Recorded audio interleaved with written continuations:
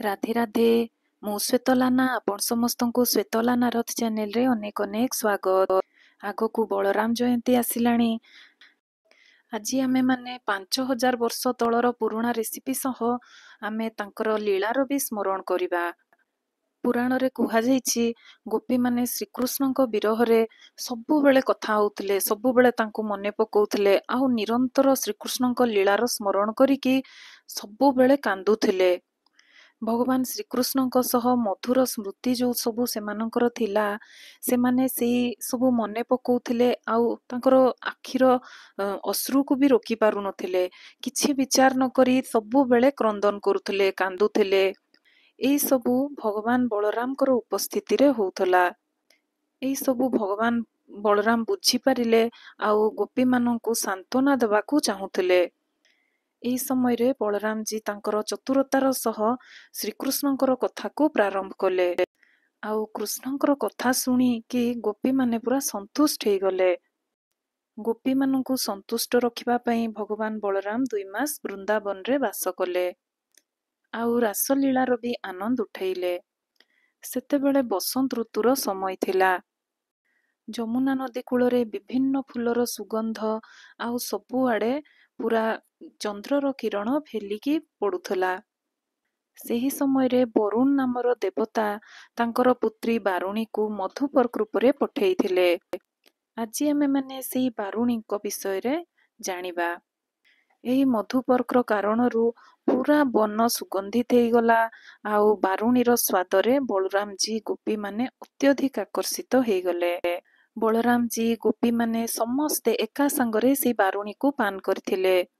ବାରୁଣୀ ପାନ କରିସାରିଲା ପରେ ସବୁ ଗୋପୀମାନେ ଭଗବାନ ବଳରାମଙ୍କର ଯଶୋଗାନ କଲେ। ଏଇ ବାରୁଣୀ ଭଗବାନ ବଳରାମଜୀଙ୍କୁ ବହୁତ ପସନ୍ଦ। ତାହେଲେ ଚାଲନ୍ତୁ ଡେରି ନ କରି ଷ୍ଟାର୍ଟ କରିବା ବଳରାମ ଜୟନ୍ତୀ ସ୍ପେଶାଲ ବାରୁଣୀ। ବାରୁଣୀ ପାଇଁ ପ୍ରଥମରେ ଆମେ ନେବା 1 କପରୁ ଟିକେ ଅଧିକା କରିକି କ୍ଷୀର। ମୁଁ ମାଟି ପାତ୍ରରେ ଦେଖନ୍ତୁ ୟାକୁ ବନଉଛି। ମାଟି ହାଣ୍ଡିରେ ଆପଣମାନଙ୍କ ପାଖରେ ଯଦି ମାଟି ହାଣ୍ଡି କିଛି ନଥିବ, ଆପଣମାନେ କୌଣସି ବି ପାତ୍ରରେ ବନେଇ ପାରିବେ। କ୍ଷୀର ଦେଖନ୍ତୁ ମୁଁ ଫାଷ୍ଟରେ ଫୁଟେଇ ଦେଇଥିଲି, ତାକୁ ପୁରା ଥଣ୍ଡା କରିଦେଇଥିଲି। ଗରମ କ୍ଷୀରରେ ବନେଇବେନି କି ଉଷୁମରେ ବି ବନେଇବେନି। ରୁମ୍ ଟେମ୍ପରେଚର କ୍ଷୀରଟା ହେଇଯିବ, ତାପରେ ଆପଣମାନେ ତାକୁ ବନେଇବେ। ତାପରେ ଦହି ଦେବା। ଦହି ମୁଁ ଦେଖନ୍ତୁ ନେଇଛି 1 କପରୁ ଟିକେ କମ। ଆଉ ଏଠି ମୁଁ ନେଇଛି ମଲେଇ। ମଲେଇକୁ ମୁଁ ରଖିଥିଲି କ୍ଷୀରରୁ ସର ଏମିତି ବାହାର କରିକି ଟିଫିନରେ ରଖିଥିଲି। ୟାକୁ ଆମେ 7 ଚାମଚ ନେବା। ଯଦି ଆପଣମାନଙ୍କ ପାଖରେ ଏମିତି ସର ନଥିବ, ମଲେଇ ନଥିବ ନା, ଆପଣମାନେ ମାର୍କେଟରୁ ଏମିତି ଫ୍ରେଶ କ୍ରିମ ଆଣିକି ବି ବନେଇ ପାରିବେ। ବହୁତ ସହଜରେ ଏହି ବାରୁଣୀ ବନି ଯାଇଥାଏ। ଆପଣମାନେ ଭିଡିଓକୁ ଫୁଲ ୱାଚ୍ କରନ୍ତୁ। ତାପରେ ଦେଖନ୍ତୁ ଯେତେବେଳେ ଆମେ ସର ନେଇଯିବା, ମଲେଇ ସବୁ ପକେଇ ସାରିବା, ତାପରେ ଏଠି ଆମେ ବୁରା 1/4 କପ୍ ଦେବା। ବୁରା ବଦଳରେ ଆପଣମାନେ ଚିନିର ବି ୟୁଜ କରିପାରିବେ। ଚିନି ନେଲେ 3 ଚାମଚ ଆପଣମାନେ ପକେଇବେ। ତାପରେ ଦେଖନ୍ତୁ ମୁଁ ଏଠି ମହୁକୁ ଦେବି। ବାରୁଣୀର ମେନ୍ ଇନଗ୍ରିଡିଏଣ୍ଟସ ହେଉଛି ମହୁ। ମହୁ ଏଠି ଆମେ 1/2 କପ୍ ଦେବା। ହନି ବଳରାମଜୀଙ୍କର ବହୁତ ହି ପ୍ରିୟ। ତାପରେ ଦେଖନ୍ତୁ ମୁଁ ଏଠି 1 ଚାମଚ ନେଲି ଗୋଲାପ ଜଳ। ଏଇ ସବୁକୁ ଆମେ ଭଲ ଭାବରେ ମିକ୍ସ କରିବା। ବାରୁଣୀ ବନେଇବା ବହୁତ ହି ସହଜ। କ୍ଷୀର ନେଇଯିବେ, ଦହି ନେଇଯିବେ, ମହୁ, ଚିନି, ଗୋଲାପ ଜଳ ଆଉ ମଲେଇ ଟିକେ ନେଇଯିବେ। ଏଇ ସବୁକୁ ଖାଲି ମିକ୍ସ କରିବାର ଅଛି। ବହୁତ ସହଜରେ ଆମର ଏଇ ବାରୁଣୀ ବନି ଯାଇଥାଏ। ବଳରାମ ଜୟନ୍ତୀ ଦିନ ଆପଣମାନେ ଏଇ ବାରୁଣୀକୁ ବନେଇକି ବଳରାମଜୀଙ୍କୁ ଭୋଗ ଲଗେଇବେ। ଦେଖନ୍ତୁ ଆମେ ପୁରା ଭଲ ଭାବରେ ୟାକୁ ମିକ୍ସ କରିଦେଲେ କେତେ ସୁନ୍ଦର ଦେଖାଉଛି। ଦେଖୁଛନ୍ତି କଲରଟା ବି ବହୁତ ସୁନ୍ଦର ଆସିଛି। ବଳରାମଜୀଙ୍କର ପ୍ରିୟ ହେଉଛି ଏଇ ବାରୁଣୀ। ଆପଣମାନେ ବନେଇକି ସେଇ ବଳରାମ ଜୟନ୍ତୀ ଦିନ ନିଶ୍ଚୟ ଭୋଗ ଲଗେଇବେ ଭଗବାନଙ୍କୁ ଆଉ ବଳରାମଜୀଙ୍କୁ। ଏବେ ଆମେ ଏଇ ବାରୁଣୀକୁ ସର୍ଭ କରିବା। ବହୁତ ସାରା ମଠ ମନ୍ଦିରରେ ଏଇ ବାରୁଣୀ ଡ୍ରିଙ୍କକୁ ବନେଇକି ଭଗବାନଙ୍କୁ ଅର୍ପଣ କରାଯାଇଥାଏ ବଳରାମ ଜୟନ୍ତୀ ଦିନ। ଆପଣମାନେ ବି ବନେଇବେ ଆଉ ବଳରାମ ଜୟନ୍ତୀ ଦିନ ଭଗବାନଙ୍କୁ ଅର୍ପଣ କରିବେ। ଏଇ ବାରୁଣୀ ଡ୍ରିଙ୍କଟା ବହୁତ ହି ଟେଷ୍ଟି ଆଉ ବହୁତ ଇଜି ରେସିପି।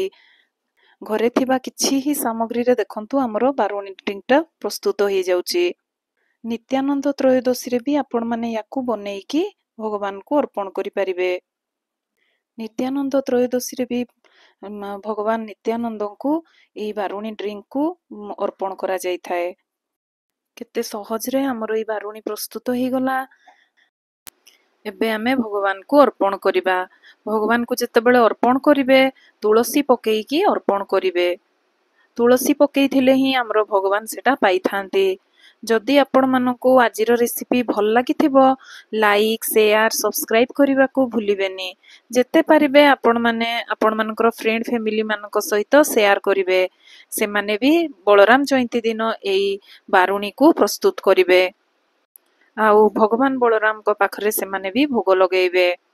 ବନେଇ ସାରିଲା ପରେ ଆପଣମାନଙ୍କର ଅନୁଭୂତି କିପରି ରହିଲା ମୋତେ କମେଣ୍ଟରେ ଜଣେଇବେ। ମୁଁ ପୁଣି ନୂଆ ରେସିପି ନେଇ ଆପଣମାନଙ୍କ ପାଖକୁ ବହୁତ ଶୀଘ୍ର ଆସିବି। ରାଧେ ରାଧେ।